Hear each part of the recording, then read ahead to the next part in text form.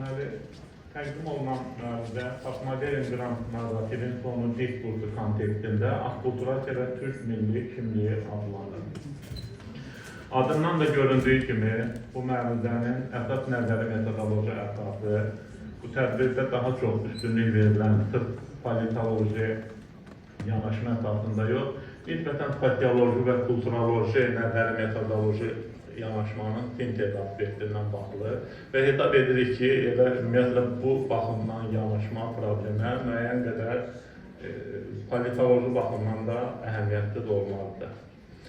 Məlum olduğu kimi, bütün bir neçə dünən bugün ərzində dinlədiyimiz bütün məruzələrdən qırmızı xətlə keçən bir fikir ondan ibarətdir ki, dünya düzəninin dəyişməsi, yeni tendensiyaların müşahidə olunması, bütün məruzələrdən qırmızı bir xətlə keçir və demək olar ki, əksər qoyulan məsələlərin kontekstini, sosioloji kontekstini, politoloji kontekstini bu dəyişikliklər təşkil edir.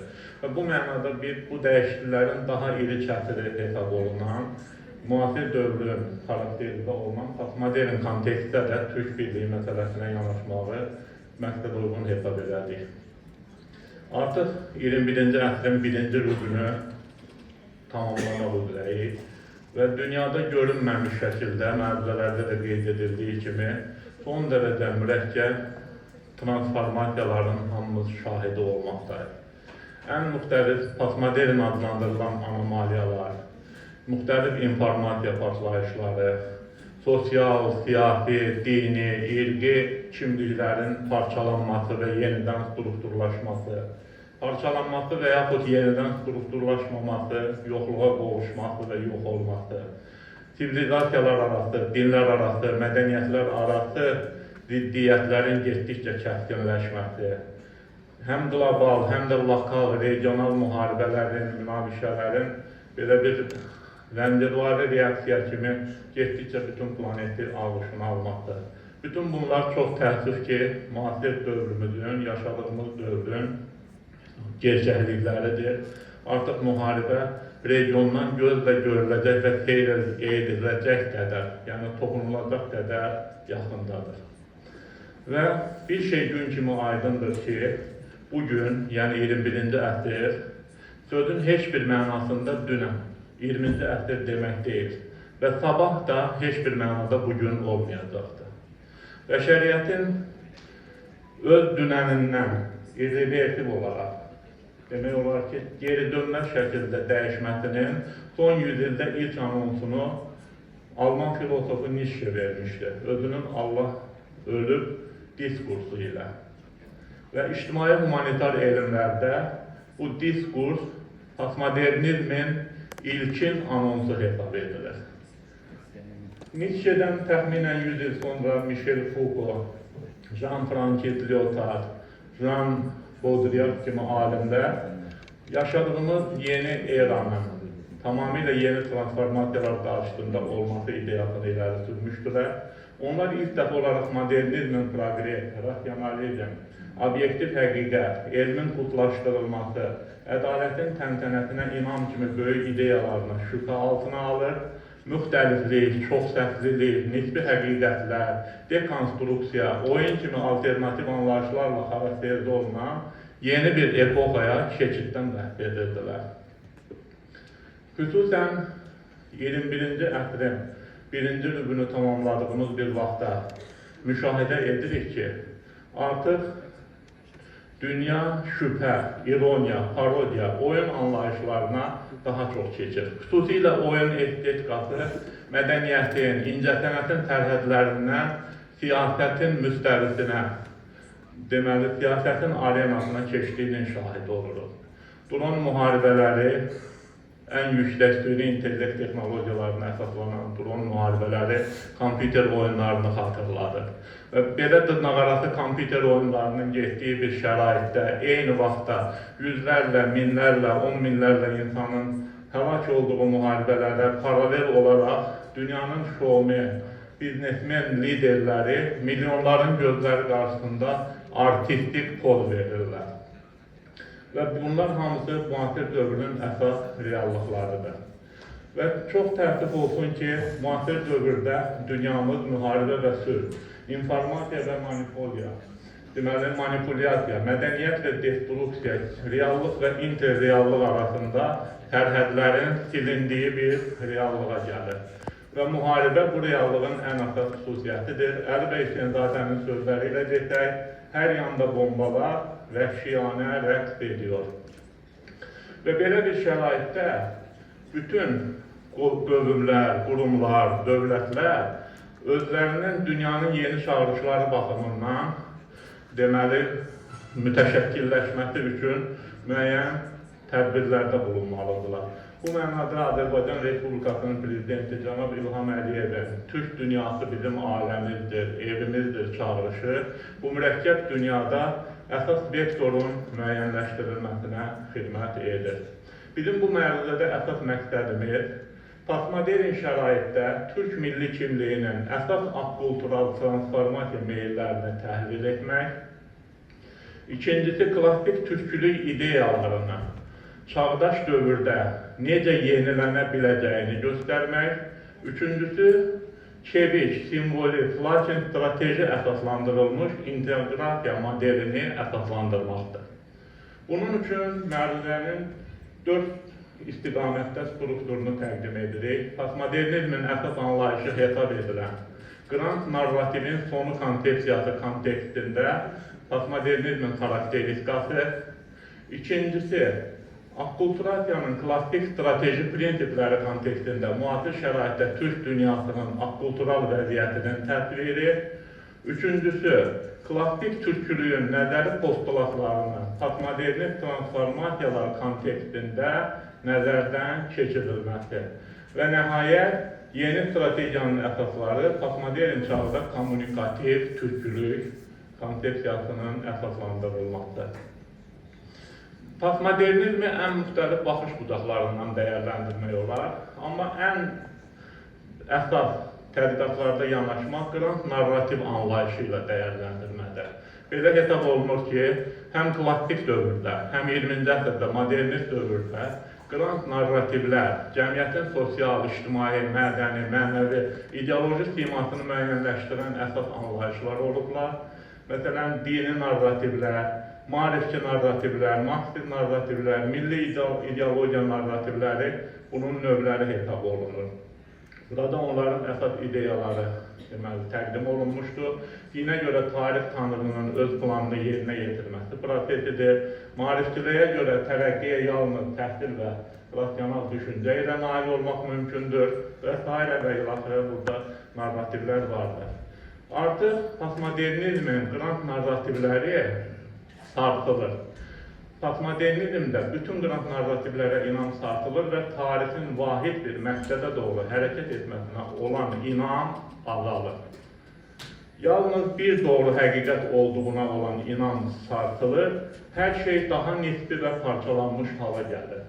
Hər şey lokal, çox parametrli, fragmental, dəyişkən, situativ hala gəlir, belə bir mənzərənin şahidi olur. Belə bir şəraitdə bu postmodernist reallığı nəzərə alaraq Türk dünyasının akkultural situasiyaları ilə tanış olaq. Öncə onu deyək ki, akkulturasiya iki mədəniyyətin bir-biri ilə qarşılıqlı təması vaxtı mədəniyyətin hansı dəyişmə strategiyasını keçməsinə deyilir. Mədəniyyət hansı strategiyanı keçir? Məsələn, Berlin yanaşmasına görə akkultural vəziyyətdə, yəni mədəniyyətlər rastlaşarkən 4 strategiya meydana çıxır. Birincisi assimilasiya, öz mədəniyyətindən uzaqlaşıb başqa mədəniyyətə qarışmaq. İkinci separasiya, öz mədəniyyətinə qapanmaq. Üçüncü marginalizasiya, hər iki mədəniyyətdən uzaqlaşmaq, yeni mədəniyyəti qəbul etməmə və öz mədəniyyətini də itirmə və nəhayət sonuncu inteqrasiya, həm öz mədəni kimliyini qoruyub saxlamaq, həm də yeni mədəni dəyərlərlə rənginləşmək. İndi məlum olduğu kimi, Türk coğrafiyası, Türk xalqları müstəqil 6 Türk dövlətindən Rusiya, Çin, İran, İraq, Suriya, Əfqanistan, Tacikistan, Ukrayna, Moldova, Gürcüstan, Bolqarıstan, Yunanistan, Balkan ölkələrində yaşayan və digər coğrafiyalarda yaşayan və fərqli siyasi sistemlər daxilində yaşayan türklərdən ibarətdir.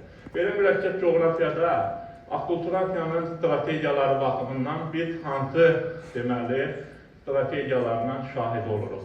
4 əsas tendensiyanı müşahidə etmişik. Birincisi Avropa və Şimali Amerikada.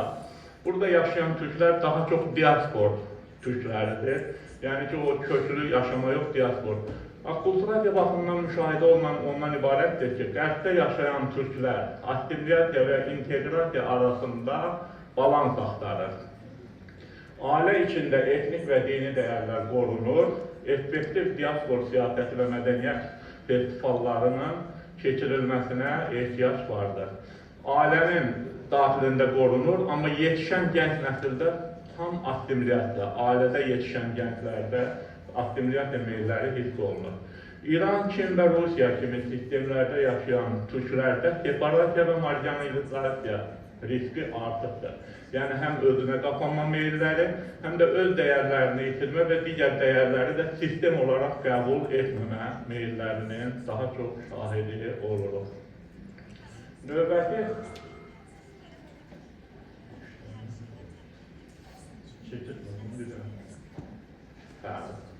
deməli, növbəti Orta Asiya ölkələrində, Qazaxıstan, Qırğızstan, Türkmənistan, Özbəkistanda dominant türk kimlikləri qorunsa da, lokallaşmış identitetlər daha güclüdür. Ruslaşdırma siyasətindən sonra marginalizasiya əlamətləri görünür, regional əməkdaşlıq son dərəcə vacibdir. Və nəhayət Azərbaycan və Türkiyədə bu ölkələrdə milli identitetləri qorumaqla yanaşı, digər türk xalqları və fərqli mədəniyyətlərlə inteqrasiya aparıcı rol oynayır. Son bir neçə yüz il ərzində Azərbaycan və Türkiyə bu dəyərlər arasında, mədəniyyətlər arasında, sivilizasiyalar arasında balans yaratmaq baxımından həqiqətən də türk dünyasının epicentri rolunu oynamışdır. İndi isə hesab edilir ki, klassik türkçülüyün nəzər postulatlarını nəzərdən keçirək ki, bu reallıqda ümumi təsvir etdiyimiz postmodern reallıq, onun içində türk dünyasının akkultural vəziyyətində klassik türkçülük postulatları bu strategiyanın müəyyənləşməsinə nə dərəcədə cavab verir.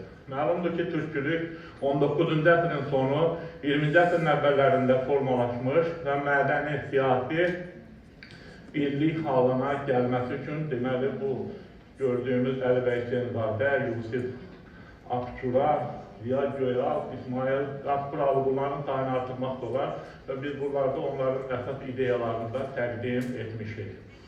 Deməli, bir məsələni qeyd etmək istəyirik. Bizim bayrağımızın simvollarından həmişə çox danışılır və bunu akkultural və situasiyada, postmodernist baxımından onu qeyd etmək istəyirik ki, 20-ci əsrin əvvəlində Azərbaycanın bu bayraqda əks olunan simvolları seçməsi qrant narrativlər aspektindən yanaşmadan son dərəcə belə təəccüblüdür ki, həmin dövrdə bu necə seçilə bilir.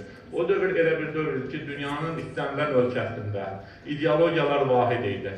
Küllarında kimsə yalnız türklüyü, küllarında kimsə yalnız İslamçılığı, küllarında kimsə yalnız Osmançılığı seçirdi. Yəni, bu ideyaya gəlmək üçün müəyyən qrant narrativlərin parçalanması lazımdır ki, ondan da 100 il qabaqdan deməli, böyük uzaq görənliklə türkləşmə, İslamlaşma, çağdaşlaşma ideyalarını seçiblər. Bunu da qeyd etmək istəyirik xüsusi olaraq. Deməli, indi isə keçək bir əsas bizim yeni hesab edədiyimiz konsepsiya.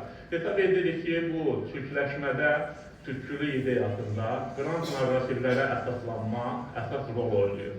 Ona görə də Ziya Göyalpın yanaşmasında da biz bunu görürük, Yusuf Akçuranın da yanaşmasında, yəni böyük həqiqətə inan məsələsi əsas rol oynayır. Amma postmodernist çağ bəzi hallarda buna imkan verir. Müasir dövrdə hər hansı bir gənc, tutaq ki, əgər postmodernist dünya görüşünün daşıyıcısıdırsa, sən onu həm də türkçü olaraq görmək istəyirsənsə, sən həmin o türkçülüyü, o postmodernizmi çıxarıb onun yerinə qoymamalısan.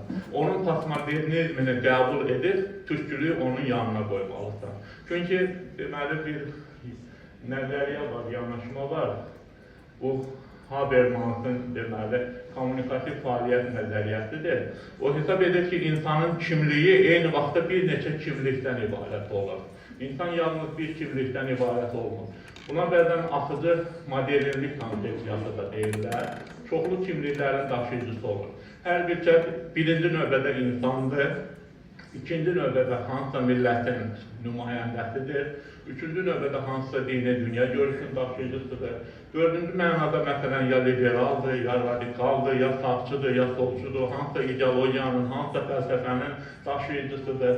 Müasir dövrün postmodernist yanaşması onu tələb edir ki, əgər türkçülüyü davam etdirmək, ideologiya səviyyəsində inkişaf etdirmək istəyiriksə, biz bu postmodernist axımları hökmən nəzərə almalıyıq. Və milliyyət və dil kimi kateqoriyalar deməli çevriləşir.